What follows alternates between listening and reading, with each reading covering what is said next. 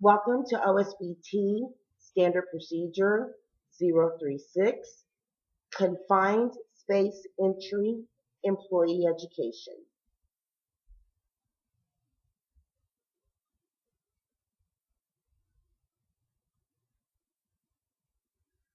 Confined Space Entry. Confined Space Entry. The purpose of this program is to protect employees from the hazards of entry into a permit-required confined space, PRCS, and to ensure the safety of employees working around permit-required confined spaces.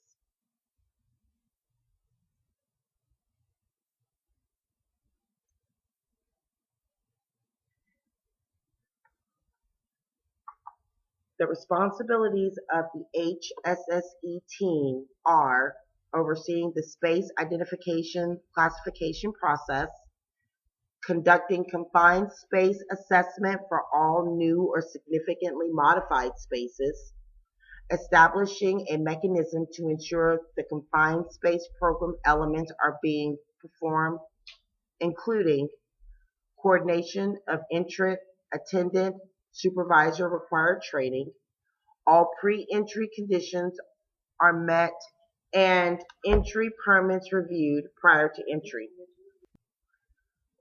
No unauthorized employee will enter or be exposed to a permit-required confined space.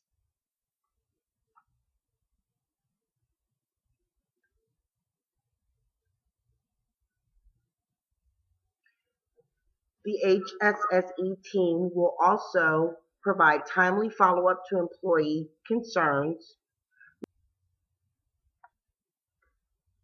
review confined space program with the employee involvement on an annual basis, retain and maintain program documentation, coordinate emergency response activities per this program, coordinate with contractors to ensure proper procedures are being followed per this program.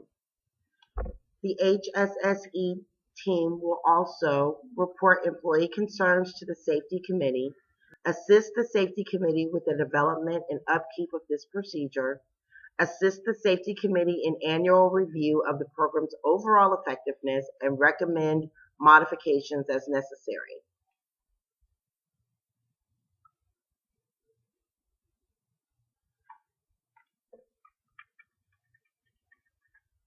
Managers and supervisors' responsibilities. Ensure supervisors are performing their responsibilities defined in this procedure. Notify the Safety Committee of any employee concerns and/or exposure potentials that they have identified in their areas.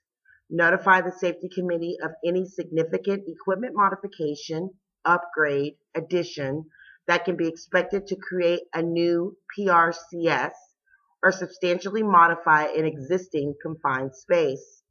Assist the Safety Committee in coordinating confined space training for affected employees in their department.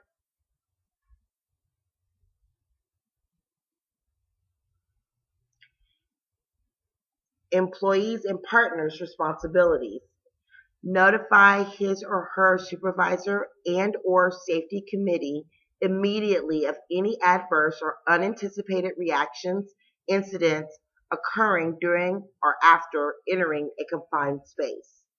Notify his or her supervisor and/or safety committee if he or she has any safety concerns or notice any unsecured PRCS. Not enter any confined space unless authorized and performed by the procedures outlined in this program.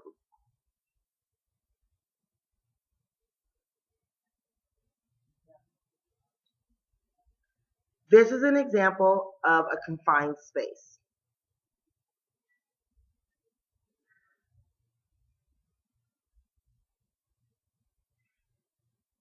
The duties of an authorized attendant include, but are not limited to, the following. Know the hazards, including information on the mode of exposure, for example, inhalation or dermal absorption, signs or symptoms and consequences of the exposure. Be aware of possible behavioral effects in entrants due to exposure, know the number and identity of entrants in the space at all times.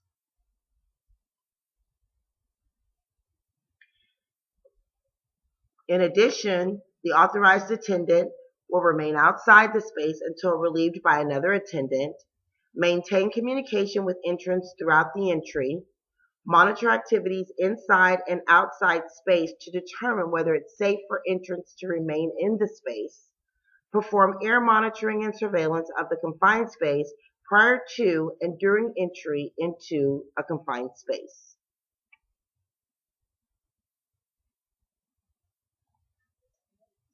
The authorized attendant will evacuate the space if they detect a prohibited condition, detect behavioral effects in entrants due to hazard exposure, detect a situation outside the space which could endanger entrants, cannot effectively perform these duties.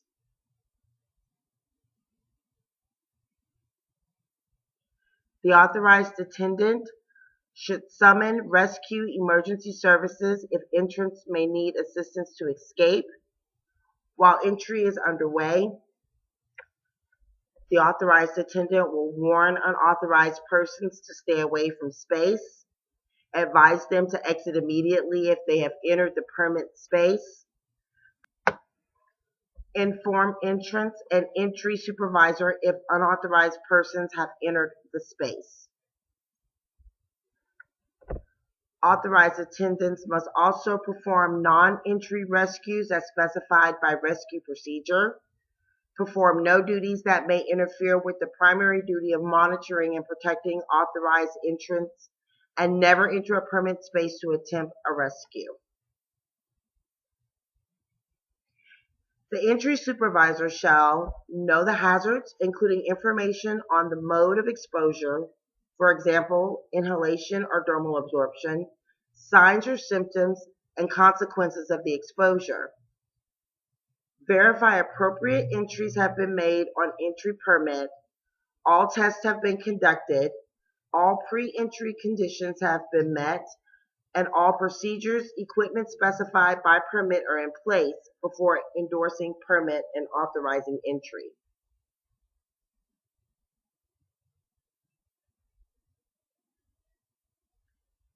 The entry supervisor will also terminate entry and cancel permit when tasks are completed or when a condition is not allowed by the permit arises, issue and post confined space entry permit and cancel the permit if non-permitted conditions develop, verify the availability and means of summoning rescue emergency services, remove unauthorized individuals who enter or attempt to enter the space, and determine whenever the responsibility for the entry is transferred.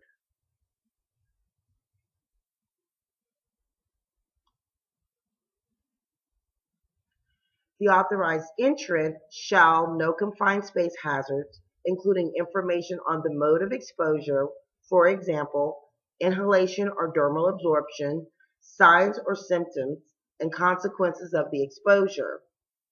Use appropriate personal protective equipment properly. Example, face and eye protection, and other forms of barrier protection such as gloves, aprons, and coveralls.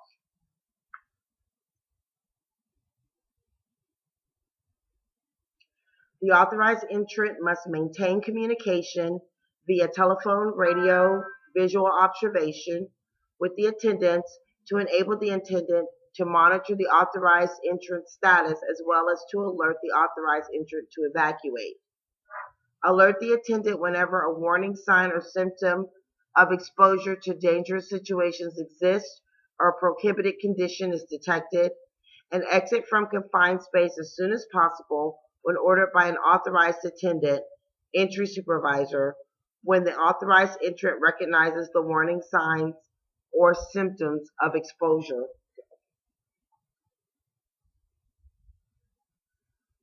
Permit Required Confined Space Program. The Permit Required Confined Space Program is established to implement the measures necessary to prevent unauthorized entry, identify and evaluate hazards of permit spaces before employees enter them, Develop and implement the means, procedures, and practices necessary for safe permit space entry operations, including but not limited to the following: specifying acceptable entry conditions, isolating the permit space.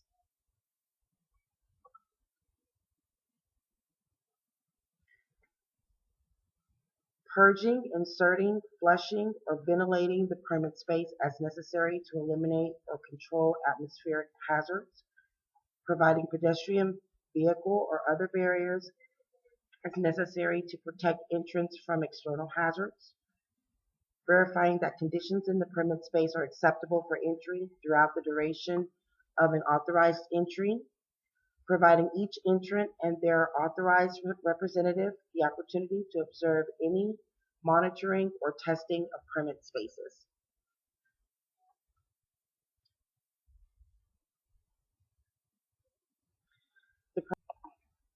The project coordinator will ensure that employees use the following equipment properly: ventilating equipment, communications equipment, personal protective equipment, lighting equipment, barriers and shields as required,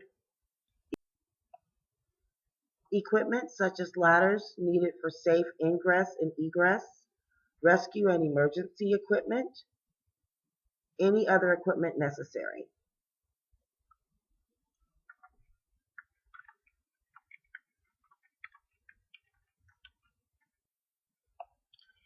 In this picture, the technician is measuring the air quality of the confined space.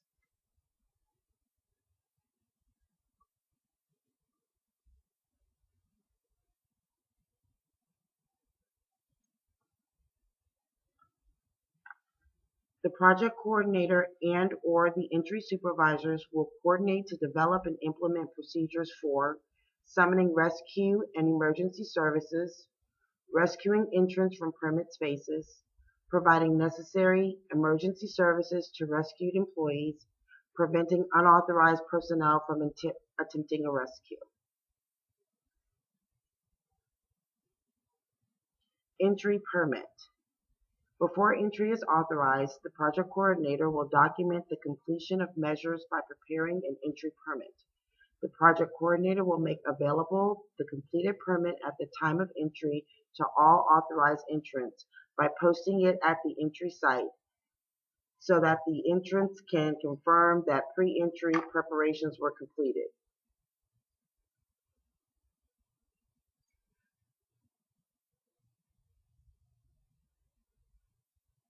The duration of the permit may not exceed the time required to complete the assigned task or job identified on the permit.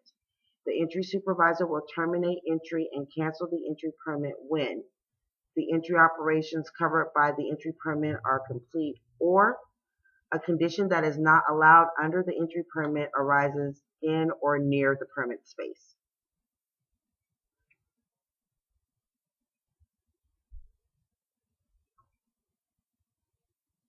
Employees must inform the contracted provider prior to all PRCS entries.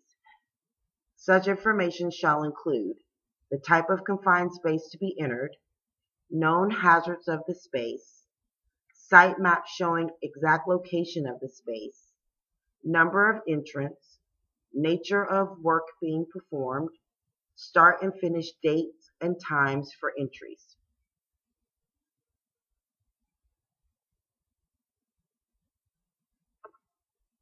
Please take a moment to study the confined space diagram.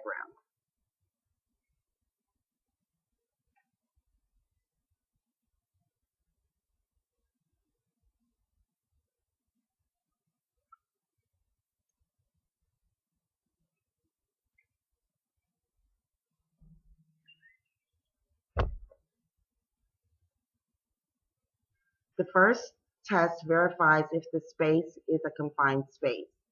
For an enclosure to be considered a confined space, it must meet the definition of a confined space as outlined in the definition section of this procedure. Clarification. If access is any more difficult than walking through an ordinary door or walking up an ordinary flight of stairs, it is to be considered limited. The second test determines the type of confined space it is. Permit-required confined spaces are confined spaces that are hazardous to enter unless special precautions are taken. To be a PRCS, the space must possess one of the following characteristics: actually or potentially contain a hazardous atmosphere such as oxygen deficiency or enrichment, flammable gases or vapors, or toxic air contaminants at levels exceeding OSHA established.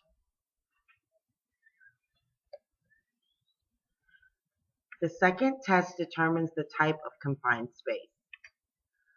Possesses a potential for engulfment by liquids or finely divided solids that can surround an entrant or be aspirated into the lungs.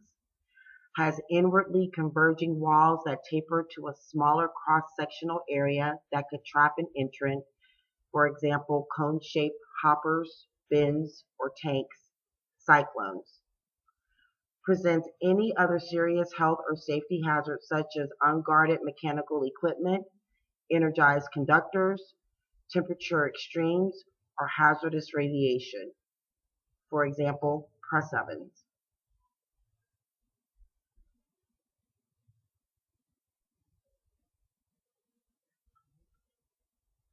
Confined space labeling and site security.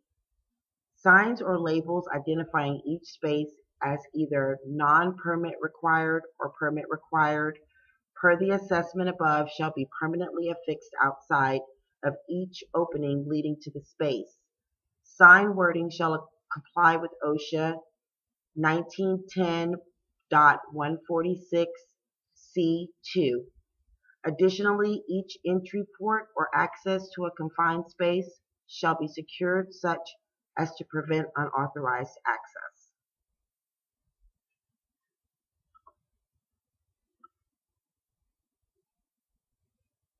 Non-permit confined space, NPRCS, entry procedure.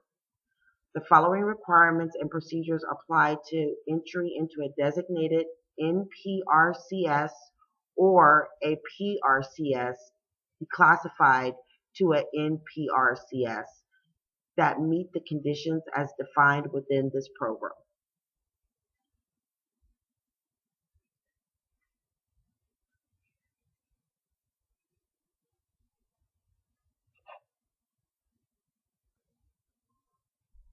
Any conditions making it unsafe to remove an entrance cover shall be eliminated before the cover is removed.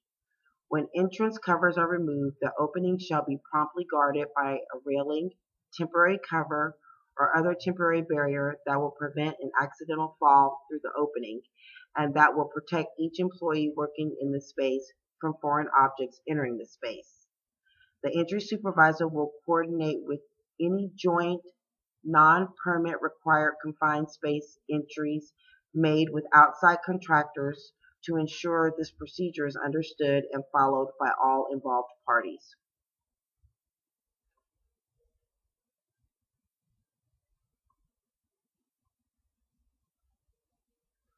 Prior to each entry into a space where the potential for a hazardous atmosphere exists, the internal atmosphere shall be tested and documented using the declassification permit in Appendix A.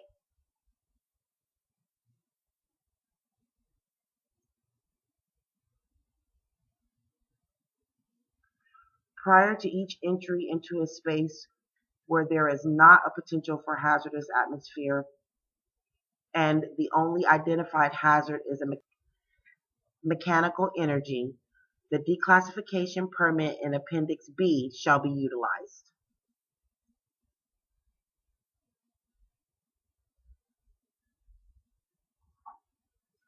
The determinations and data required above are made available to each employee who enters the confined space.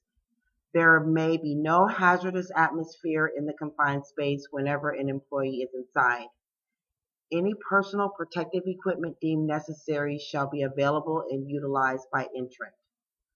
When appropriate, continuous forced air ventilation shall be so directed as to ventilate the immediate areas where an employee is or will be present within the confined space and shall continue until all employees have left the confined space.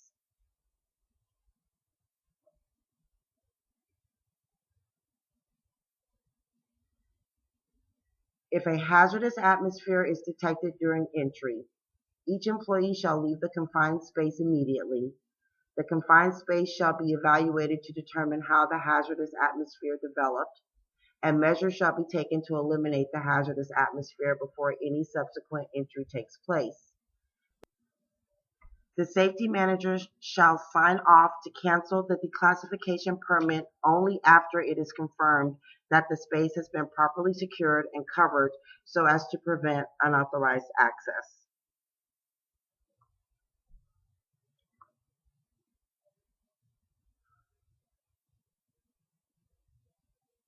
Permit required confined space PRCS entry procedure.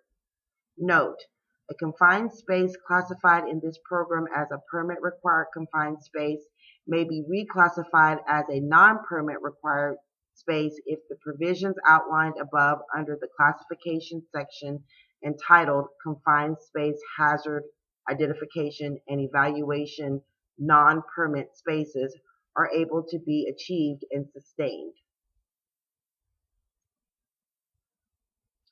Pre-entry. The following procedures shall be performed to verify that acceptable entry conditions exist before a confined space entry permit will be completed and entry into a permit required confined space will be permitted. A safety meeting will be conducted with employees involved in the entry to review. A sign shall post at the entrance to a permit required confined space containing the following language: danger, confined space, entry by permit only.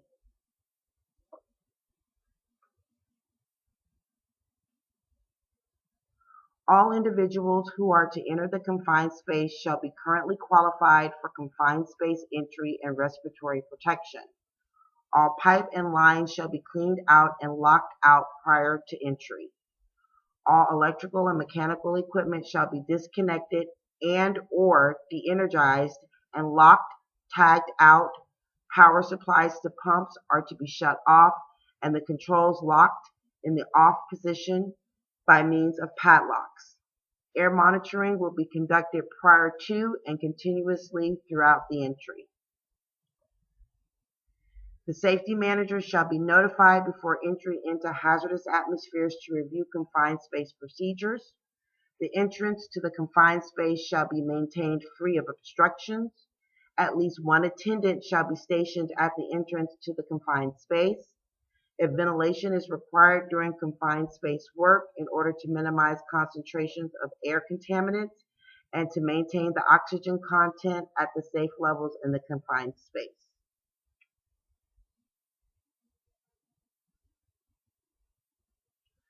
Rescue operations. Appropriately trained employees may perform non-entry rescues.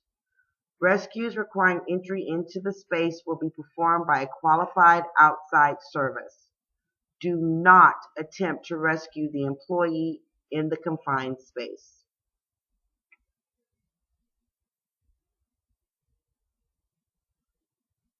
Training.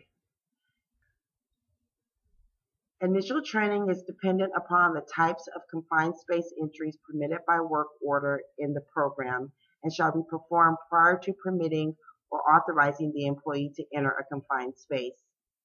Internal refresher training is dependent upon the types of confined space entries permitted by the work order.